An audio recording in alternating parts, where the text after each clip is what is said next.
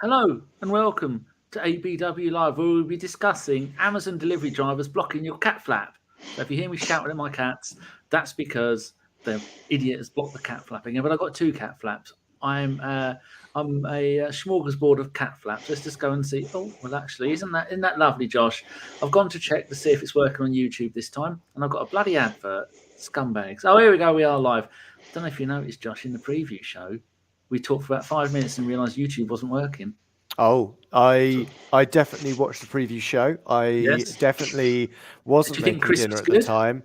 I thought Chris was excellent as always. So positive on Mikel Arteta. Yeah. And just it was incredible. And it's nice for Tony Adams to come and join us, and David Seaman. I mean, all of that in that first 5 minutes as well. It was incredible. They didn't come back for the second one, so it was never too recorded. busy. Too busy. Anyway, how have you been? I'm good, thank you. How are you? Well,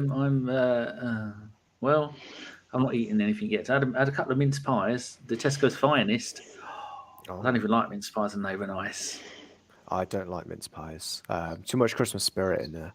Although you can see, Danny, since last time we podcasted, you've gone crazy. I know. You can see there's presents on that side, and even a small lit up bush. And when the missus goes to bed, you cover them over with a giant cloth or something. I throw stars of David's at them in some kind of ninja style. Oh dear. Excellent. Right, also with us tonight is David, Mr. Waffles. You won't recognise him. He's from the chat. He's been on once before for a preview show. He lives in the top left-hand side of the USA. Anything other than that is top secret, and he'd have to kill you if I tell you where he is. Known him for many years from the old online Arsenal chat days when he would regularly see me getting suspended for saying shit I shouldn't say. And now I'm doing the same old shit on Twitter. How you doing, David?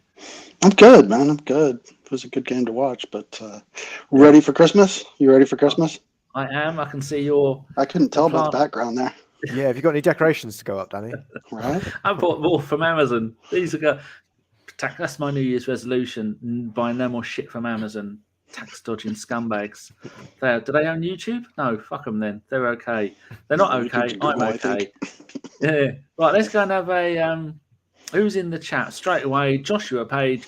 That Patino Saka hug at the end. He's put a little face, and I think I said it made him sad or happy. BX Gunner, Eddie and Pepe is issuing "Come and Get Me Please" to all teams. Just imagine Pepe playing in League One. He'd be magnificent. It'd be almost like playing in League One again. See what I did there, Josh? Don't you see? Oh, that was incredible. I thought at some point for this show I'd work out what the steel producing region of France would be, just to say that there were similarities between Sunderland and Pepe's opponents that he turned up against in Ligue 1. But you know what? He's too busy enjoying other parts of the game. Are there any places in France that make anything? Cheese? I don't know if there's any cheese made in France. Wine, don't think so. I don't think France makes any good food. No, that just makes Bojo the Clown Johnson unhappy, and that we are very grateful for. Thank you, France. Yeah. Michael in Sweden has put some faces. I don't know what they are. Probably something blowing something. They look like cats. They do. Oh, they are cats. I've got 4 actually. Michael, you missed one. And some numbers. Great energy tonight. Even Pepe was half decent. Sunderland were a little out of their depth. In fact, you could say, Josh, they're out of their league. Liam, you've really you've got a joke book for Christmas. No, I'm gonna be the headline writer for the Sun. Liam Greyhurst says, if only Pepe could play League One opposition all the time.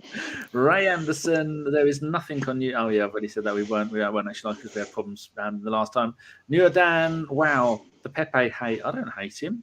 I think he's a decent player, just not for us. He's excellent against Sunderland. Wherever he goes, as long as he doesn't go for the top 6 Premier League side, he'll play regularly and do all right. Sai, 2 more games until the oil merchants visit us. I can almost star 2 more weeks of optimism. Don't know what that means. Carnage, hello, Ray Anderson there. Noza. Wolves all away is going to be a tricky game. Phil Macker, you're alive. Oh, hurrah. What is a her? Drago. The vintage Arsenal lads, lovely stuff. Oh, that was vintage. It was. It was at times you could see why we're so angry up until about a few months ago. Josh Page, lovely finishes from Eddie. Rudy. Rudy, are you on the Twitters? I'm not sure. I know some of you are with other names. Alonso is there. I've seen you, Alonso, on Mike's show with your. I think you've got crabs behind you on a fridge or something. They look very happy. Unlike John Welsh, who's got crabs elsewhere on his shows. The way John gets crabs on his fridge when he gets drunk and dances on it. New pop star. It has been a while. What else is there? Mike Hertz, Patino, or probably Mike Hertz and Patino, because you know the way he says things. Very bad man.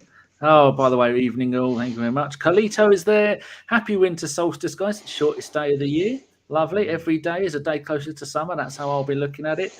Gilly of AFC, great performance tonight. Another person on Twitch. I haven't even got Twitch open. Oh, dear. That's terrible. I nearly removed Twitch then. That would have been a disaster. Let's see if there's any other names we haven't read out. No, that's it. Right. We're all done on saying hello to people.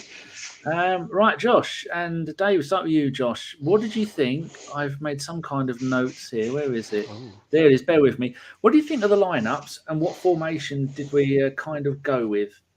Yeah, I think I was the one that put out the tweet this morning about what I thought the lineup might be from the ABW account. You know, I've got access. It's not always Carl. Carl from his COVID bed. I know. Yeah. Occasionally, I boot it up and spout some nonsense. You'd have given them the COVID-ings. We should do a little asterisk Josh or asterisk Carl when we do a tweet, so then we can take appropriate blame when they go wrong. I kind of like the mystery, though. It's nice to guess who it is. You can work it out. If it's negative, it's come from Carl or Chris. If it's positive, it's come from me. And if it's nonsense, Danny wrote it. It involves cattle going to the toilet. It was no doubt me. And if it retweets Ellis, it's Ellis. That's tends to be the rule. If it's negative Arteta, we can't tell you who that is. But he's wearing a badly fitting suit, whoever that is. But yeah, I was interested. There was obviously some. We had 3 COVID cases and a mystery illness for Maitland-Niles. So I think a couple of those I would have liked to have seen in the starting 11. Mainly Callum Chambers at right back. I thought he's the natural in terms of stature and play style for Tomiyasu. Instead, we got given Cedric. It's a bit like, hoping for a brand new Xbox for Christmas and then ending up with an egg box for Christmas because your mum misheard you. But otherwise, I think, Eddie coming in, Bellerin coming in, there was a lot there that we kind of was interesting. You could kind of see what we were going for, get the game won early and then utilize the 5 substitution rule. But yeah, I was quite happy with that lineup. And when we saw the formation come out, it turned out it was just El Neni just sitting a bit like Moses parting the Red Sea. There was just no other midfield with him. So he was a little bit outnumbered in there. But otherwise, I think it was a solid enough performance. Yeah, I agree with you there. That's a very good summary. David, what did you think to the lineup? Were you happy with the players that started, or would you have liked to see more variation from maybe the under-23s and the Deadwood before they finally all go to Newcastle? I would have liked to have seen Odegaard get a rest, actually, but, he kind of drove the whole game. So, but as far as the lineup goes, I was happy with it. A few more youngsters. I don't know if we have a youngster that can play right back, but that would have been nice. Anybody other than Cedric, really. But even then, he acquitted himself okay. He wasn't horrible. So, yeah, I wasn't too upset by the lineup. Good. Rudy, did you see the last show, Josh? After 5 years, Rudy bowled as a googly and put in a fake quote, and I read it out, and everyone had a good old laugh. But he said this one is, he's done it after. He says a real comment by Eddie. Eddie Nketiah on his Arsenal future. I've had enough. I'm leaving. Fuck the lot of you. No, actually, that's not what it says. It says, I'm eager to play football. I'm here under contract. As long as I play for Arsenal, I'm going to give it my all. That should have a little asterisk in the League Cup.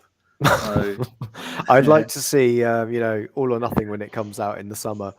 So we just see behind that tweet is just Eddie Nketiah then sitting down with Edu and saying, "Has AC Milan called?" Or no one else been for us. Like, we've got a call from Newcastle, and he's fucking hell.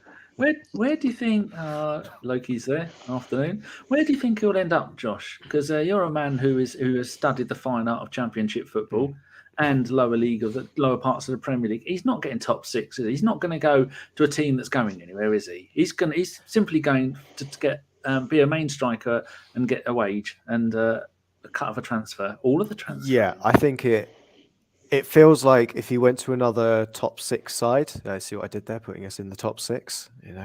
Wenger didn't Top die four. for this. Oh, yeah, top four side.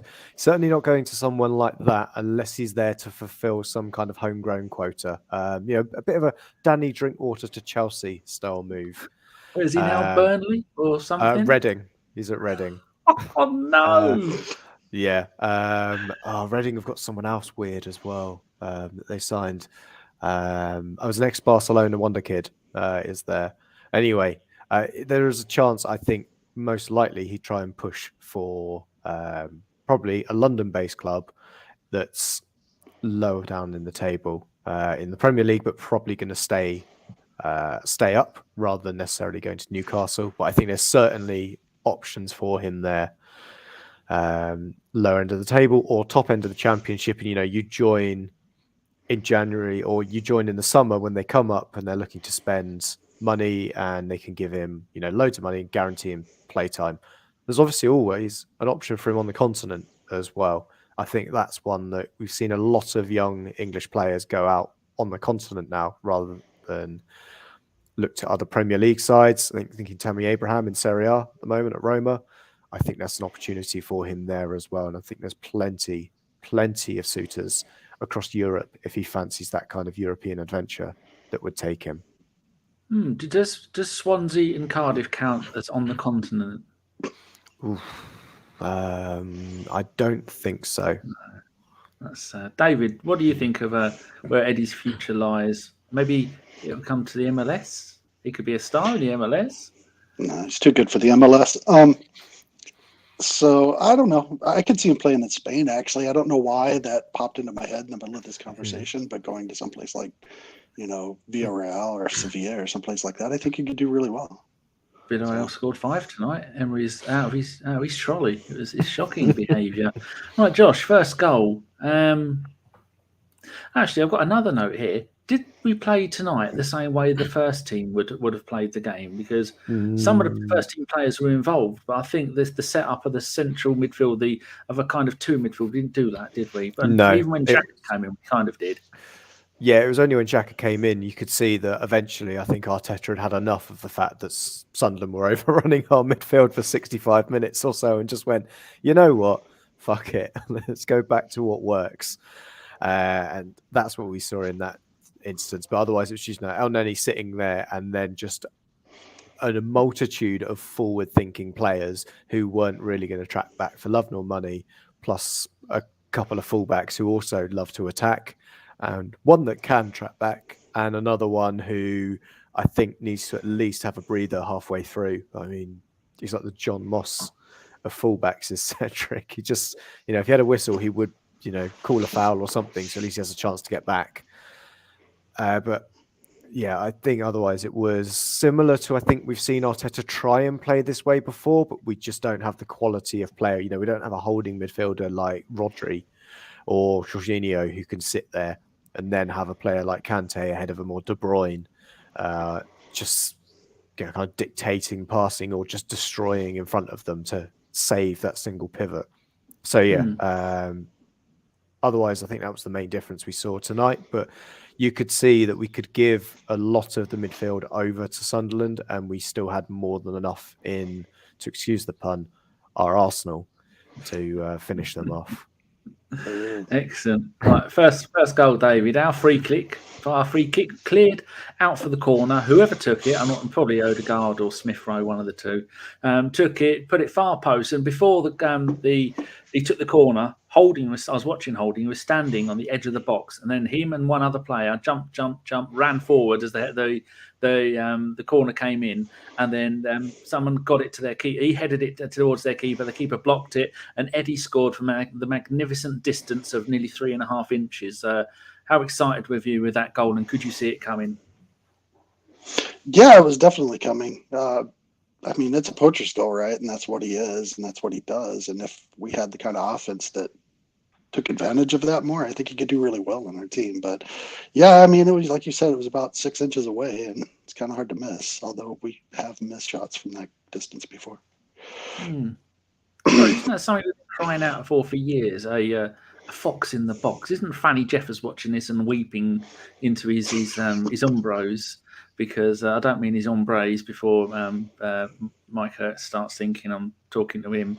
His umbros, as in his old for playing boots, because we've needed that for years, haven't we? And we finally got one, and it seems like it doesn't really fit our style anymore. Josh. Sorry, I wasn't listening. Good job, I didn't make a good point. I said for years we've wanted someone like Eddie, who's a poacher, who's going to score from inches, and now we got one. We don't want him. Yeah, I mean, what doesn't help is that his build-up play isn't great, and that's where I think we have seen it slowly improving. I think I was impressed when he came on. Which game was it that we lost? Let's see, this is how I forget things. You know, that little cameo he made, Everton. He came in ahead of Aubameyang and he played on the left. I thought he did very well. At that point, showed that he improved that side of his game. I still say, but you said this is Sunderland that we're playing a League One top third. I was going to say top of the table ish. You top end, were. top end of League One. That's where I kind of see them playing. We know that's kind of Eddie's level. So a hat-trick against them has just really proved that this is what we'd expect him to do. The same as Aubameyang's got a hat-trick against West Brom under 23s. There's hardly a correlation in terms of quality of striker there. Yeah. So I think there's parts of his game that are still lacking heavily, and I'd still be looking to get other strikers in January that are a bit more or well-rounded. Certainly looking in the summer. I don't think he's a starting striker for us right now. He certainly doesn't displace Lacazette in my mind, especially if Lacazette's fit and available. I agree with that. I think he certainly is. And Josh, while I got you, second goal. Do you want me to read my notes or have you got some of your own? No, do yours. I have no notes. So skillful. 26th minute, Odegaard down the right, pass to Pepe, who runs on a bit and then passes it out to Cedric on the right wing. Wrong position, right wing. No, I'll put wrong. Right wing position, who runs towards the box and gives it back to Pepe, who has run into the box and he scores. Does that sound about right? Because I write these in a hurry, so I can quickly get back and see the replay. It certainly sounds about right. I think Good. Pepe did everything with that shot to try not to score. I swear, it was the worst hit shot I think I've ever seen. There was this huge, gargantuan space to the goalkeeper's right that Pepe could have easily curled in and had tried a couple of shots into that area, and he decided, no, I'm going to go near post and hit a defender on the way through. It wasn't a great shot, but it went in, and it kind of gave Pepe the confidence for the rest of the match as well. And I think that was the big thing that we really needed from Pepe. We know he's a confidence player, and you could really see that after he got that goal. David, did you think he was going to go on and score more? Because in a game like this, you'd have thought someone who's I'm going to say it, Pepe's ability. He is tricky. We saw some of his skills tonight. I quite like the bloke, but did you expect maybe a little bit more from him tonight? I did. I expected a lot more from him, actually, and I'm pretty disappointed in his performance. Although he did have several assists and he had a couple of moments that were brilliant, it wasn't up to the standard that he should be playing at. And it has nothing to do with his price tag. He has the ability. You can see that player inside of him, and it just never seems to come out, and it's just frustrating. Wonderful seeing some of the stuff he's doing tonight. Opta rating, David. Nketiah 9.8 with 3 goals. Pepe 9.8, a goal and 2 assists. And the next highest one, Josh, cover your ears up. It was Cedric Suarez with an 8.5 and an assist. Don't tell Josh I said that. Do you think those ratings are fair? That Nketiah and Pepe got the same rating? David? Yeah, I actually do. I thought they both played about on par. All of Eddie's goals were created by somebody else. It's not like he went out there and created something. And, Pepe didn't really create any goals for himself. He created goals for Eddie. So Yeah, I think it's pretty fair. I think they should share the glory, so to speak, on the goals. Okay, another quote here from Rudy. Thanks, Rudy. Arteta on piano. Pantino. I read that as piano. Arteta's on the piano during the press conference, playing Christmas tunes. Oh, he's such a cad. He says on not Pantino, Patino. You'll get it right one day, Danny. Oh, Jesus. It's because the human brain doesn't read the entire word, does it? We just look at it and go, oh, guess what that is? I don't get, my guesses are awful. He's a player that has a lot of personality. It didn't look like it on the pitch. I'm delighted. He looks scared. I'm delighted for him because he's a kid that we like so much. To have his debut and score like that is something special. That certainly was. We've got some more. I've highlighted your question, Joshua Page. Read some of your comments before we move to the next goal. Bulgarian Guna, I don't think Pepe is a system player. He thrives on chaos and counter-attacking football. Does that sound about right, Josh? Yeah, it's about right. Pepe is certainly chaos. Oh my God, look, it's Carl. I've known Carl for about 100 years. I'm surprised he's not around my brother's house consuming herbs. Christ, Danny, how grey is that beard, Mucker? Merry Christmas, you old bugger. Well, Merry Christmas to you, Carl and Tiff and the two boys. He's living in Austria. He's on the run. Don't talk about that, though. Right, Liam has put, there's nothing in that Pepe performance today that will suddenly open Arteta's eyes. Is that fair, Josh? I totally agree with that. There was nothing from any player today that changes the starting 11. Oh, I am pushing that. That is the way I am setting out my stall today. Oh, there you go. Nudran says 2 assists, 3 if Odegaard could score, and a goal. I expected more. Oh, they did. It's a League One side. He should be shredding them to pieces. And should be. You could actually buy Sunderland for 72 million quid. Not just the team, the city. Mike Hertz. Cedric's performance is an 8.5. Cedric's wife, 10. We don't talk about such things like that on here, Mike. You should know better. Rudy says, Arteta on Nketiah. That's what I want, in brackets, for him to stay. His only thing is that he wants more minutes. That's his desire. Well, if we get to the final of the League Cup every year and do a Man City, you may well get more minutes. Hold on, there was more to that. That's his desire as a club, and me personally, I really want him to stay here, and that's what we're trying to do. Pointless.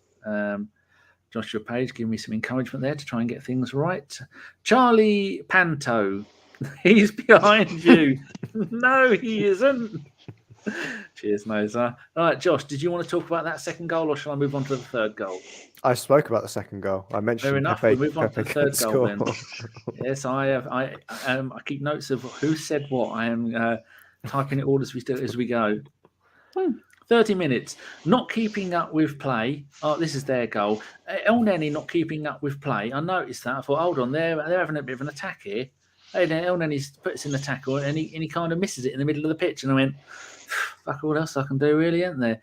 And then as they attack, I noticed Cedric is massively out of position. He's more playing as a left winger, a right winger rather than a right back. And he's out of position now. And then he doesn't run back far up at fast enough.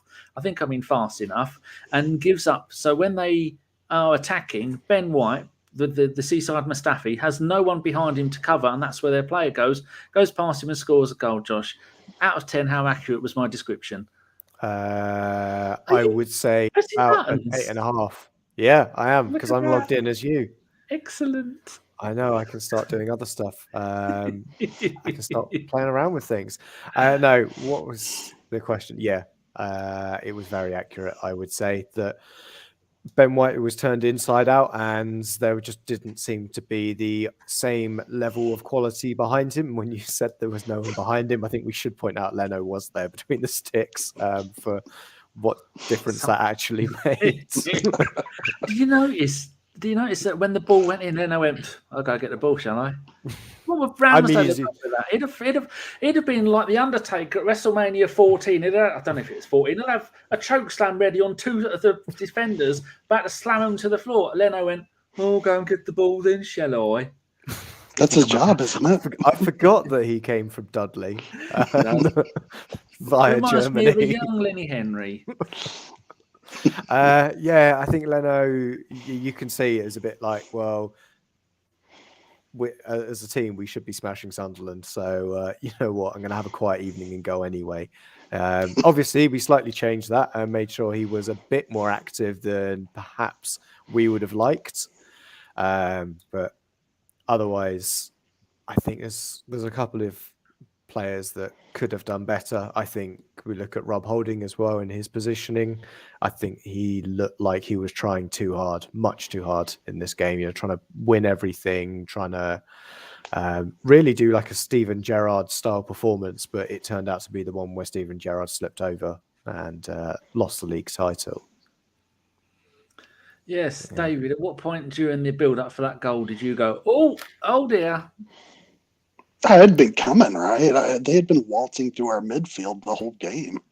And, up to that point, our defense had been at least stout enough to keep them out. But, yeah, they just played right through us. And we made them look like Man City during that goal. It was ridiculous. But what do you do? We've got Lee Hennigan. That's a new name. I've not seen you before. Lee. Also, supercalifragilisticexpialidocious.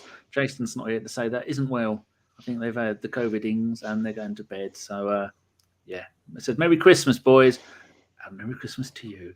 Lee says, being a bit harsh on Pepe, lads, he was a constant menace and was handing out nutmegs like Christmas cards. Scored and assisted. Credit where it's due, David. Yeah, I mean, he scored and assisted, but once again, it's a League One team. It's Sunderland, and he should be doing more than that. The whole lead up to the second goal was just our second goal, I should say, was just a microcosm of Pepe in a nutshell, because he was dribbling back towards our goal, turned around, lost the ball. It went in for a shot. Leno put it out, and then Pepe looked like a world beater. He nutbagged one player, he passed it off to Cedric and then got the pass back, and that whole and then assisted Eddie for what was a beautifully worked team goal. And if he played like that on a constant basis, then that would be okay. But it's the fact that he lost the ball stupidly. It was so easily lost before that, and that's why I'm being harsh on Pepe anyway. I can't speak for you guys, but it's because he does really stupid things, and just because he follows them up with really brilliant things doesn't change the fact that he did something stupid. It was a techers night at times, wasn't it, Josh? Tavares doing the drag backs and the tiki-taka stuff, and almost like they were treating it like a five-a-side game. It was fun to see. Melvin Marks is there. Pepe was wasteful, especially first half. Exactly. Oh dear. Anything you want to say on that, Josh, before I move on to the next goal? I wouldn't say I'm too harsh on Pepe, but I would just ask, does Pepe get into the starting 11 for Norwich or Wolves based on that performance? And I would go, no, he is not better than Saka, Smith Rowe, or Odegaard, or Martinelli. He can't displace any of those four players to get into the position he wants to play. But yeah, I think credit to him. Without him, without that performance, we might not have scored 5 goals past a League One side. But yeah, That's a sad statement. I'm certainly damning him with fake praise. Yeah. Peter Tomlin, who has added son to his name, Tomlinson, very kind of you. This has to be the most miserable review of a 5-1 win where I've seen. Yeah, it's only Sunderland, boys, we should smash them, but we did. Cheer up! I'm very happy with the result. It was entertaining. I'm glad to see Eddie got a hat-trick. We smashed them. I personally would have liked to have seen Xhaka play the entire game, and then when they were kicking our players, he'd have gone over and choke-slammed a lot of them. But I'm very happy with the entire thing. There's not a single thing I didn't like. I even liked Pepe. I thought he did well. But David and Josh are just saying that he won't be able to translate this League Cup form, much like Eddie, to the important games in the league, even against the shit league teams. I think that's what you're saying, isn't it? Yeah, this is basically that. He's got 25 goals in all competitions since he's been here. So he's clearly not scoring enough goals and not assisting enough for a quality of a player that he is heralded to be in some quarters of the fan base. And plus, Josh has never knowingly smiled or laughed about anything, have you, Josh? Oh, and especially 5-1 wins. Yes. I find them the most depressing thing we can talk about. It is. Bring me a 5-1 loss any day and you'll see me smug whatever. Boxing New Year's Day or whatever it is, Josh will be like a pig in shit. He'll be rolling around, squealing, and going, "Look, we've been not beaten 9-0." If I can get on ahead of Chris. Oh yeah, there'd be a rush for that game, wouldn't there? Yeah. Zenda Zagato, which is who did the Zagato? There was a car. We had lots of headlights. The Alfa Romeo Zagato might have been. Anyway, weird looking car. Says it's a League One side. Well, he can only players put in front of him, and 1 goal, 2 assists is a good performance. Yes, it is, and I enjoyed his performance. Olu the A is separate from the Olu. A lot of Pepe criticism on here. I don't get it. He was making a lot of stuff happen tonight. He's not getting the games, and it's hard to be consistent if you don't play regularly. Certainly is, especially when he's not playing reserve football or under-23 football, or the only games he's getting is League Cup games. Do you think, David, this could maybe get him on the bench? He's a bit actually changed that. Not on the bench. He's regularly on the bench for the first team. Do you reckon this could get him maybe a substitute appearance or a start coming up over the busy Christmas period? I hope so. I would like to think that consistent minutes for him would I don't want to say turn around his career, but help him be a little bit more consistent, especially when he's handling the ball and at the halfway stripe and losing it. The thing is all of the mistakes that he makes are completely correctable. They're completely coachable, and I don't think he's getting that under Arteta. I really would like him to go to another team. I would like to see him in Serie A. I'd like to see him in the Spanish league, or even France, because I just don't think Arteta's the coach for him. I don't think he's his system. I don't think that as a coach, I don't think he's going to bring the best out of Pepe. So I think he needs to go someplace else, and I think he would do really well. Yeah, I think he'd do well in Italy. More time to run with the ball, a slightly slower pace of game, so he'll look even quicker than he already is. I'm a fan of Italian football, before anybody says thinks I'm being mean about them. Right, let's go on to the next goal to make it 3-1 to the Arsenal. 48th minute, Josh. Odegaard skips over a challenge on the left side of the centre circle, then runs sideways. I haven't put what direction sideways, but I might give it away in a minute. I put gives it to Tavares on the left wing. He runs and passes it to Bellerin, who goes past his man. That bit I'm not sure about. Put in a low cross for Eddie to score from 6.1 inches. 9 goals in 9 League Cup games for Eddie now. Brilliant to see Eddie scoring a hat-trick. Lovely that the crowd got to see lots of goals, because many of the people there tonight weren't regulars because the tickets are a lot cheaper. And really good night all round for Eddie, wasn't it? And really good goal as well. Yeah, it was. It was excellent that you continued that, because I cut out midway through what you were saying. But I certainly got Eddie the sentiment scored his third goal. An excellent goal for Eddie. I think, the touches and his finishes for all of his goals today were absolutely superb, and I'd certainly want to see more from him like that as well. Will we get to see? Arteta is saying that he's trying to get Eddie to play more games so he gets more minutes, and then he might want to stay. Do you think this showing that he can score a hat trick is going to, and the way that he scored the hat trick, he hasn't done what Martinelli usually does: run the length of the pitch, go past 6 players, and then chip it in like that. Do you think this may have helped him get more first-team games? Because if Arteta wants him to stay, then surely, don't call me Shirley, he has to be playing more games. And, that's the only way to get it. And, Formula Noser says, 6-inch, that's far too far for a certain Mr. Carpenter. 6.1 inch. Yeah, so is this going to be the key to Eddie getting more games, or do you think it's just a lost hope, Josh? I think he could get more games for us. Certainly, if Mr. Lacazette gets injured, or is fortunately, isn't available for a game, should we just say? Then I think, especially with Aubameyang and Pepe being unavailable, it's then a question of who would come in ahead. Is it Martinelli that goes into the striker position, or is it Nketiah that is then next in line to the throne of the number 9 position at Arsenal? I think that's the real question. But I don't think it's... I think it's up to the manager. I think that's the opportunity that I could see Eddie getting. But I don't think right now, certainly on the performance there, again, like I say, I don't think he starts any of the matches that are coming up.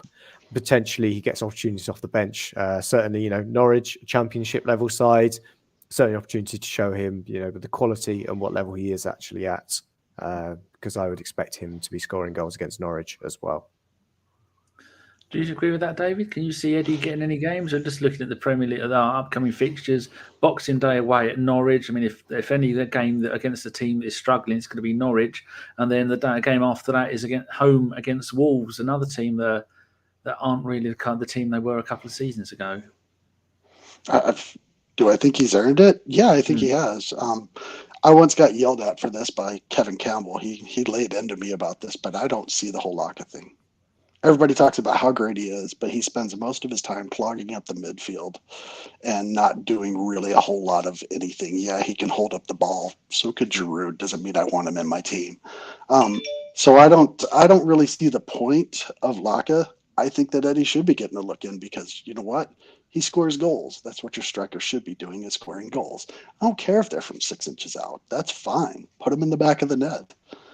Laka's missed from that distance this season. So yeah, I think he should be getting a look in, and I think that we should set the team up around him scoring those goals. I think it would be really good for us, but it's Arteta who knows what he's going to do. We cannot see Eddie for the rest of his career at Arsenal just because he offended Arteta in some small way. Phil Macker says Eddie is the new Paul Dickov, or the new Paul Shaw.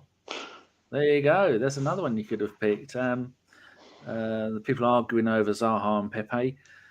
I'm not sure which of us, but yeah, I'd love to see Eddie. I'd like to see Eddie come and start against Norwich because he's a terrier. He's a goal getter. He's shown tonight that's the thing we have had so often from Aubameyang and Lacazette this season. The ball's come into the box and both of them have fluffed it, missed it, put it wide, put it over. Eddie's shown tonight, give him a sniff of the ball and he's putting it away. On the other hand, you haven't got a League One goalkeeper in goal for Norwich, so that may well be a problem for him. Oh, did we, Richard? Richard says we won. I know we won. What? Yeah, I'm very happy with all of it. So, right, next one is while Josh is pressing buttons. If everyone gets cut off, you know whose fault it was. 57th minute, Josh. Good work down the left from Tavares. He plays it across to Saka. WJO, I think that means who, then passes it, or might have meant Warshek, then passes it to Odegaard, who uses magic. He used actual magic to thread the ball. It was like a game of sensible soccer. He used aftertouch to zigzag the ball through the entire defence out to Pepe on the right wing, who decides to do more magic, backflips, tricks and drag backs, made the bloke look like no wonder the bloke was getting angry, made him look like an amateur, and gets round his man and crosses it for Eddie, and Eddie scores, this time from a little bit further out, didn't he? Oh, I squealed when that goal went in and I shouted, "Go on, Eddie." Josh. You're muted. Oh, no. So pressing buttons, Josh. I'm pressing too many. Yeah. Too many buttons. Yeah, I was going to say it was Danny Welbeck-esque, that finish, wasn't it? Or maybe Aaron Ramsey. It was a wonderful, wonderful goal. Yeah, as you say, that pass from Odegaard was absolutely superb. And yeah, what Pepe was doing, he was showing that he has got all of that confidence from his goal and from knowing that he can beat his man, which I think is a huge thing for him. As soon as he knows he's got beating at the fullback, he is that player that we saw tonight. And yeah, it's just a fantastic nutmeg, great pullback for him. Eddie, jogging on the spot, knowing exactly what he's going to do. And the goalkeeper had no chance. And I thought it was superb goal from him. And a well-rounded hat-trick for Eddie. I think probably no further out than 7 inches or 7 yards from goal with his hat-trick there. Yeah, maintaining that I think he's barely scored a Nats knack from further out than a Nats knacker. It is. David, do you see the goal in your head like I do, and you see in slow motion Pepe running down to the corner with the ball, then Eddie not running into the box? He stays on the edge of the box and only makes a last-minute run once he saw Pepe has got past his man. Shows great intelligence from such a young man who's not been playing regularly, doesn't he? And I think that's the future for Eddie. If he shows he can do that, and Arteta wants him, we could have something there. We could see a lot of goals like that in the future. Absolutely, he runs the lanes really well, and that's one of the things that when he made that run, I was like, man, he just waltzed right in there, and it, once again, it's Sunderland, but at the same time, he had the intelligence to be able to see that hole and run through it, and the ball was placed perfectly. It was a really good team goal once again. Yeah, that made me squeal as well when Pepe did that. I said, "Go on, Pepe!" I might have called him beautiful bastard for that magic that he did in that corner. That left back though, Josh, was getting really bad. In fact, the left back was getting done by Pepe. The right back was getting done by Tavares and Gabriel. God, yeah, let's talk about the fouls, Josh, because they were coming thick and fast. At one point, I think it was the Australian bloke actually tried to kill Bellerin, Nketiah, and Gabriel and Martinelli at different points during the game in the same position, and he only got one yellow card. Bullshit, Yeah, wasn't it? I think Gabriel came on surely just to ensure that all of the players got yellow cards from Sunderland, because I think he got fouled twice for 2 yellows. Basically went, as you mentioned, got the right back booked. As soon as he came on, I think his second touch basically was to knock it past him and then get fouled. And then I saw him pop up on the right wing, and exactly the same happened. The other fullback just came in, took him out. It was slightly unnerving that, Arteta made full use of the full complement of substitutes that we could make. We could use up to 5 in the Carabao Cup, and I think he made 4, maybe 5. I think it was 4 in total. Have a look. Because Xhaka came on, then we saw Gabriel and Gabriel. Yeah, Gabriel and Gabriel, and then Patino came on. Well, who didn't come on? It doesn't show me. Oh, yes, it does. If I click on that, it will say Lacazette, Partey, Ramsdale, Saka, Tierney. Yeah. Maybe. So I don't think any of them you'd really want to bring on. If you brought Saka on, and he had Saka playing on the left wing, he had Pepe playing on the right wing, they might have just gone, this isn't fair, and quit and gone home or Saka would have died. It'd be one of those two things. It'd be one of those that Saka would have played that game and he would have had a better game than Pepe. Or conversely, he would have come on, he'd have got 2-footed, and we never would have seen Saka again. Those were the 2 options that we would have seen this evening. I was a little bit scared when Patino was on the how would you describe it? Was introduced to men's football in a Martin Keown style way. Hello, son. Wallop. Exactly. I think it was that. I was like, oh, you're some kind of wonder kid bastard, are you? Well, you know what happened to the last wonder kid that played against Sunderland? Yeah, we broke his leg in 2 places. So you're next, sonny boy. Maybe that's why Arteta brought on Xhaka first, just to rough them up a little bit, so they weren't really up for the fight. Yeah, exactly. That's why Xhaka was there, was just to ensure that if anybody did anything to the little kid, Xhaka would just go, fuck this, I'm not playing the semi-final. See you later, kneecaps. Ravinder Chahar says, who has Ashley Maitland-Niles, Conservative, pissed off? Well, actually, not Conservative anymore. That's not a good look for him. Was he even on the bench, David? Have you been a bit sad about he was ill? He was sick, so that's why I wasn't playing. He was about the last couple of games? Whatever that means, I don't know. It was very mysterious, wasn't it? Oh, here we go. Richard says AMM was sick, not COVID. I think I might have said that said the C word. COVIDings. They might have said that in the preview show that I had a list. In fact, I've still got it here, Josh. Why didn't I just go and do this and go to injuries? Boom. There we go. And oh god, I've got the thing taking up the space, haven't I? There we go. Chris. It doesn't say it. That's why I didn't bring it up, because it hasn't. No information at all. A bit of El Neni for everybody, and El Neni Wonderland. Look at them all. Oh, it's beautiful thing. It is. That just makes everybody smile. Right, let's go back to this bit. We've got that question there from Phil. No, Phil, I am unstarring that question. That's a stupid question. It's only 1 in every 6 at the moment. Good. Right, let's move on to the final goal. 91st minute, Sunderland were breathing out their arse. Martinelli and Tavares with a build-up on the left wing, Josh. Then back to Xhaka, who fires it out to the right-hand corner for Pepe to cross it into the box. And Patino... See, I've written here Patino. Is it Patino or Pantino? It's Patino.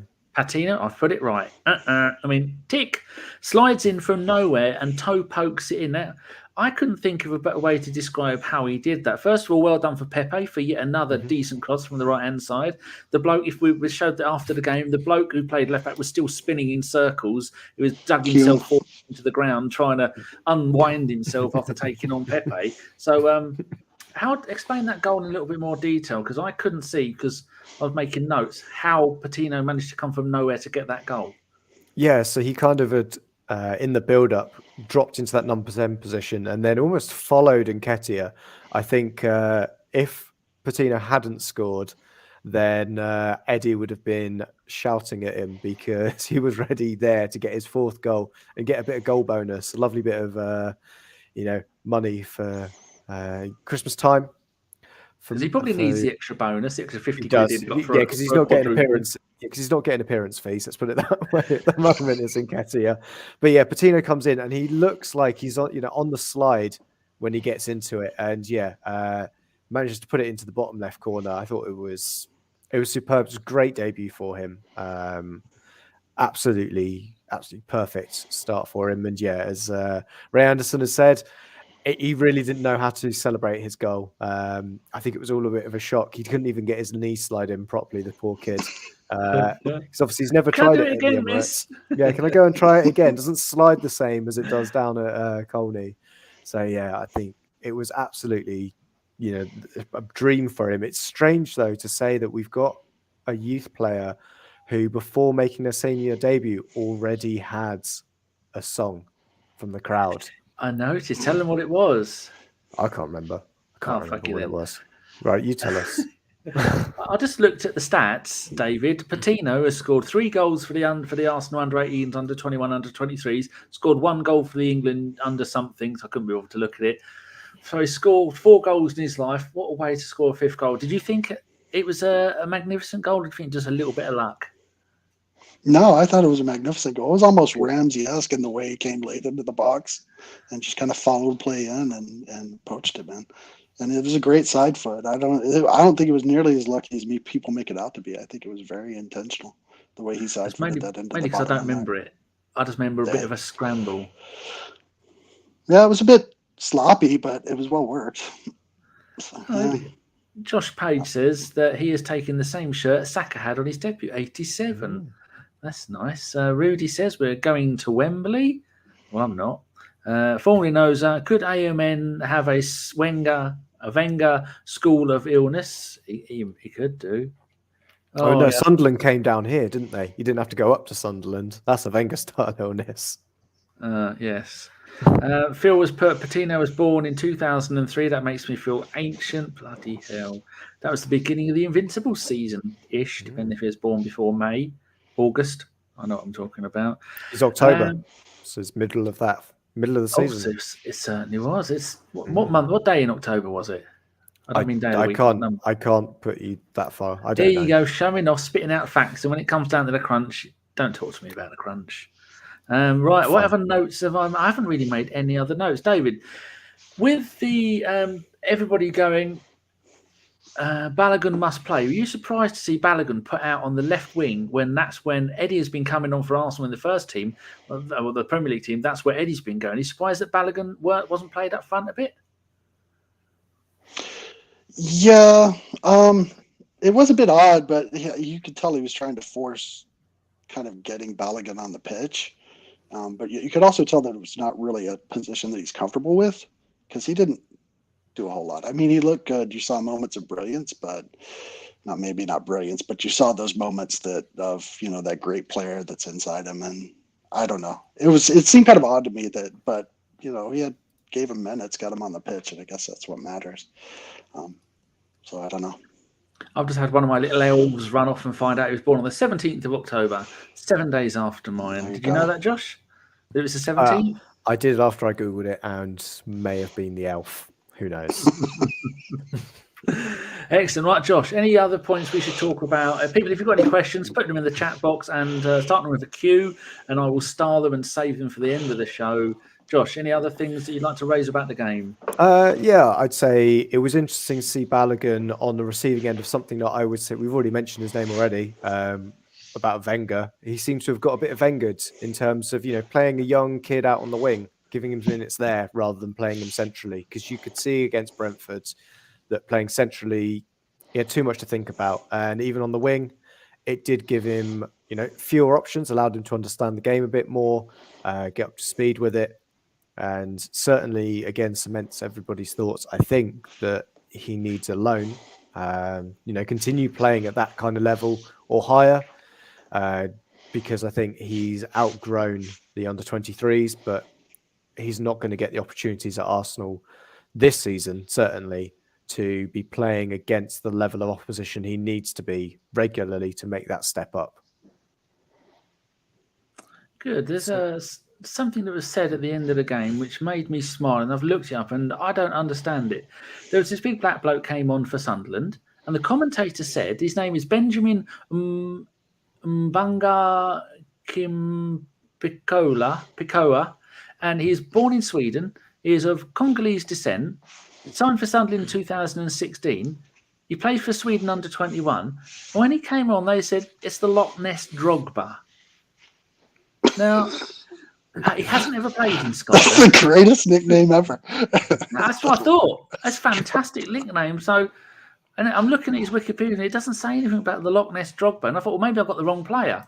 And then I had to look and see who else come on. And there was the last one come on in the 78th minute. So it's, hold on, the other bloke was called Ross Stewart, who's Scottish.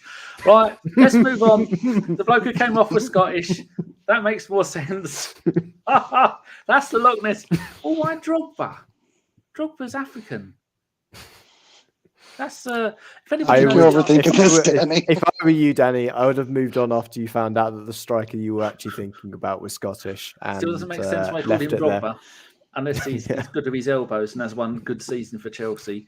Yes, so there you go. Phil says it sounds random, and Michael says the fuck. It was on the beat. It was on Sky Sports commentary. I'm going to go and dig into this and find out why he's called the Loch Ness Drogba. If he's Scottish, Loch Ness makes sense, but the Drogba it doesn't, especially as he didn't score. Yes, right. David, any other points you want to mention before we move on to questions? The only other note that I have that I didn't talk about is... Hold on, you've got notes? Oh, yeah, I took notes. I came prepared. We've used my shitty notes for the entire bloody show. Mine Misspelled, shitty no too. idea what's going on, and you had handwritten. Knowing you being the craftsman that you are, you've carved them all into wood, haven't you? I have, yes. No, the only other note that I have is Bailey Wright is a twat. And then after that, I have so is Doyle. Because Bailey Wright was the one that was kicking everybody all up and down the pitch. And Was he almost the put Aussie? Martinelli in the hospital.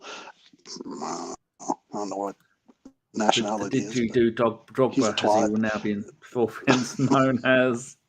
Right. You say his name's Wright. I think he's he's Australian. Typical Oz. Okay, Violent. mate. Yeah, that's it. That's the one. Right, let's go to questions, Josh. I've started them. Do you want to ask them? I certainly can ask them. Good. I'm going to ask you the first question, Danny, from Liam Greyhurst. With Nketiah looking likely to leave the club, do you try and cash in on him in January, or do you keep him in the squad when a COVID outbreak could deplete us and lose him for free in the summer? I think when he was going to go to Crystal Palace before they bought Edouard from Celtic, it was it 30 million they were looking at him for? That's how much they paid for. Maybe Edouard was about 18 million, wasn't he? So you got to look 6 months on his contract. He's not really going to be worth much. But then you got the other thing, like you say, that with a COVID outbreak, we could be short of a striker. But also after games like this and his run of 9 goals in 9 in the League Cup, there might be teams down the bottom of the Premier League who may not play the same type of football that Arsenal do, that could look at him and go, we need a goal poacher, much like a Timu Pukki. I think that's how you say his name. If he's watching, I'm sorry about that. The bloke at Norwich, a similar thing to him. You just need someone who's going to bang in goals. We've seen it all through Premier League history. Players like John Hartson went to West Ham and saved them from relegation.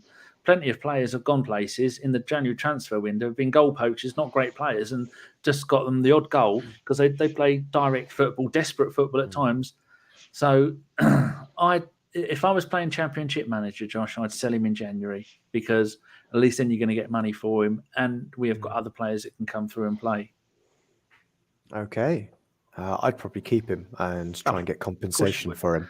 Yeah, we can get compensation from him. Given usually that's maybe 500,000 or something. I think Liverpool have been trying something like 8 million. They've been getting payouts of. So I think an established player, top goal scorer for England under 23s. I think we can get a bit more than that out of something if he goes elsewhere. But yeah, question for David from Joshua Page. What are the position priorities in the next transfer window? Striker and midfield. I don't want to say holding midfield, but that kind of deeper midfield position. Probably be if I was buying players, but striker would be my first priority. We need somebody who can score goals and hold up the ball. Yeah, I completely agree on that one. I will answer Matt Roberts' question of why did he put Xhaka on? I think purely because we were getting completely overrun in that midfield at the time. And we needed somebody to come in. You could see the control that we brought into the game as soon as Xhaka came on, much to probably everybody's hatred. But I think if Sambi was available, I think he would have more likely to have played alongside El Neni rather than kind of force everybody into strange positions. Danny, question for you. Would you give Lacazette a new contract? Yes, I would. Only 30 years old, 30 and a half. We've seen since Aubameyang has gone how much Lacazette has led on and off the pitch, getting involved, helping players, the younger players, because him and Xhaka now are the old men of the team, and he's still dropping back, still running around. And that thing, one of the reasons why people wanted to get rid of him, because he couldn't play 90 minutes. He has played, I think, a 90, a 90, and an 83. And that just proves that he can still do it. And he's just an inspirational leader and gives it the entire time. Plus he's a good-looking bloke with a great beard. I've just done a Google, Josh, for the Loch Ness Drogba. The first thing is someone complaining about him calling it, and then someone says, I thought that, until you realise it was a Scotsman that come on. So the Scotsman is actually the Loch Ness Drogba. I'm not the only one who thought it. All right. Makes sense. Glad we solved that mystery. I know, and if that tweet came from @Highbury Inn, we know that I found a bit in the Northern Echo, Josh. Ross Stewart discusses his Loch Ness Drogba nickname. Not going to go over it, but I found the answer. Right. Okay, excellent. I'm glad everybody will now be able to sleep well tonight, knowing that it is Ross Stewart who is. I'm going to share the link with people so you can all go and read it. Wait till after we finish the show, because I can't see our viewership plummeting straight after, and there's only one person to hear David's answer to this next question, which is from Phil Macker, and it is: will we play our first team in the semi? I think mostly we'll probably see one or two fringe players or youngsters, but yeah, I think it's starting to get serious. Honestly, the FA Cup I would like to win. It's the one trophy we haven't won while I've actually been able to watch Arsenal play. So yeah, I think it'd be nice. Yeah, excellent. I'm going to go for I'll do Ravinder's question last. We'll do a Ray Anderson's one that is snuck in underneath the ropes that Danny's popped in the box. If you click on it, it brings it up as well. Yeah, I know. But I was like, I just want to read it. And my internet's been choppy as fuck. So it was, who do you think will leave first, Cedric or Chambers? I think Chambers. I think he's got Newcastle written all over him. He's been fitted up for a black and white striped suit at the moment, and Cedric covers too many positions. And Cedric is one of the old #Arteta's men, and Chambers isn't. Chambers is too good not to be playing, and Newcastle can't defend to save their lives. So it's going to be the triple whammy: Chambers, Pepe, Aubameyang, all off to Newcastle for 175 million quid.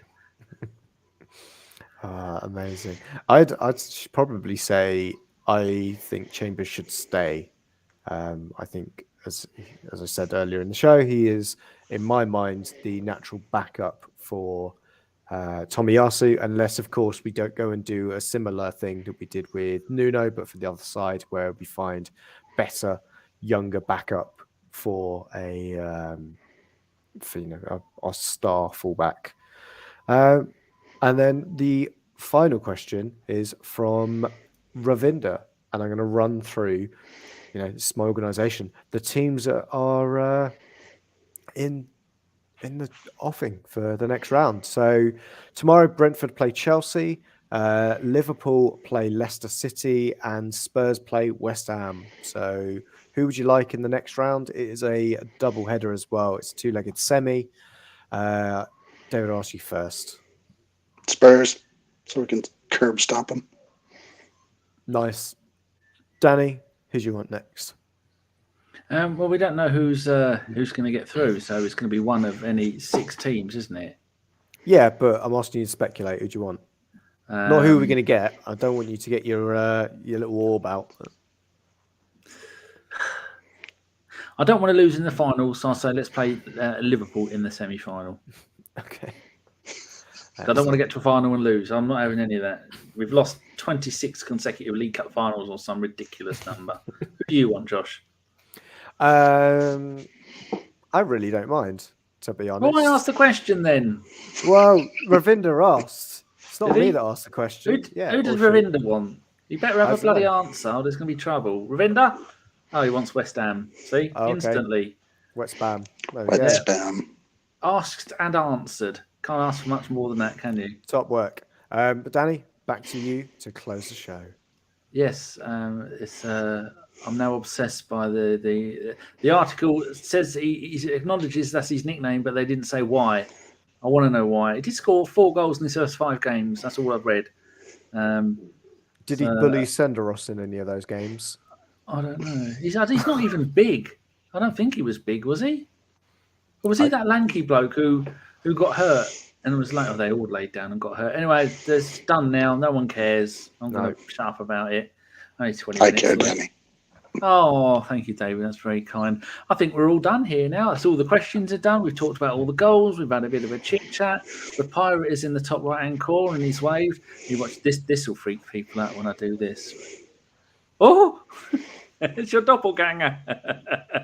Who's that good-looking guy up in the top corner? Oh, yeah, we're going to put Carl there. Oh, yeah. Cool. Carl is better now. You'll all be glad to hear. He's over the COVID-ings. Right. Yeah, that's it. David, is there any of your friends and family watching? If there's not, pretend there is. Anyone watching that you want to say hello to? Your boys or anything? No, they don't care what I do. They're my children. I'm just their dorky dad, so no. They don't like any sports at all. So they all play guitar though, so that makes me happy.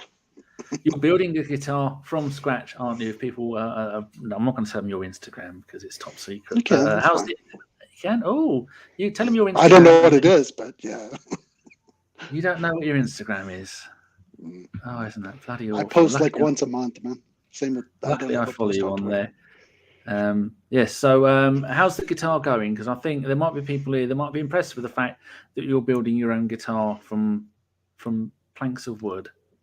I've kind of set it aside. I've been making Christmas gifts. I've been making cutting boards for Christmas, so that's what I've been doing the past month or so. And are the people grateful for all the hard sweat and tears you put into this work? Nah, they're gonna put them in a cupboard and never look at them again. But that's okay. It's the thought that counts, right?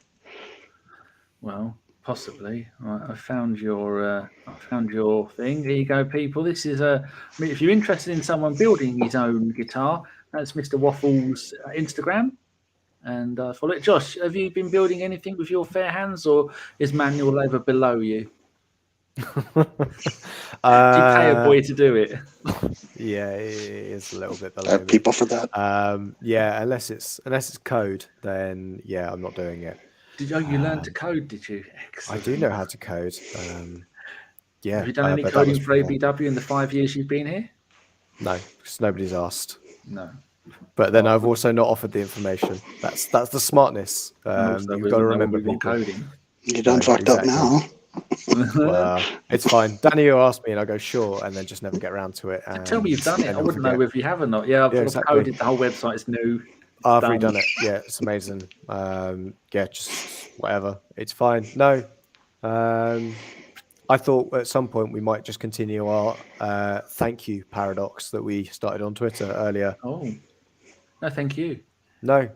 Thank you, Danny. No, thank David. Thank you. Thank you, David. No, Josh. thank you. Thank you, No, David. thank you. All right, that's one way to make everybody bugger off. Right, we're going to end this with a little hashtag there from Formerly Knows Carpenter out. Wonderful way to end the show. David, you have been magnificent. Thank you, sir. So have you. Yes. You're a Josh, beautiful, you beautiful have man. You have been you've been fair to middling, a push. No, thank you. Oh, that's okay. People, if you are new, give it a thumbs up. If you didn't like it, go to the Gooners Pod, give that a thumbs down, or go and find the Football Hipsters. I think they did a show about 5 years ago. Maybe part-timer. Apparently the people on YouTube go, maybe consider subscribing. Just subscribe, you shits. Subscribe now, or we're not doing any more shows, or we'll put Josh in a hole and you'll never see him again. Don't put me back in that hole again. No, you deserve to be there. You know, I'm only a couple of miles from that. I'm probably about a mile from that old dungeon that I used to live in. Are you? Yeah. Because when Josh started on this, people, he was in a room with no windows and one door with a little hatch in it that some strange man would come around every 12 hours and feed him gruel. He says he wasn't in prison. I think he might have been a captive. They might be doing a film over him, and they're going to get Bruce Willis to play you. That would be interesting. Yeah, definitely. I'm just working on my hairline to make sure he can take the role. Or Hermione Granger will play you. We're not sure who it is yet. It's going to be one of those two. Right, we're waffling on with Mr. Waffles. So thank you very much, everybody. You're down 56 people. Oh yeah, do a like. Oh, don't really. Makes no fucking difference. No one cares. Dislike button's gone now. Dislike. Just fucking hit it. Hit it. Yes, it has. Right, we will be back on tomorrow. Oh God, another fucking podcast. It's going to be me, and it's going to be Sophie, Nicolas, and it's going to be Harry from the Chronicles of a Gooner. I nearly went to say Harry's surname then, but I don't know how to say it. And we say it's going to be James, but James it's going to be good. It's going to be good, isn't it? And the final one, he's been in the ABW WhatsApp group for 2 years, not made a single fucking appearance.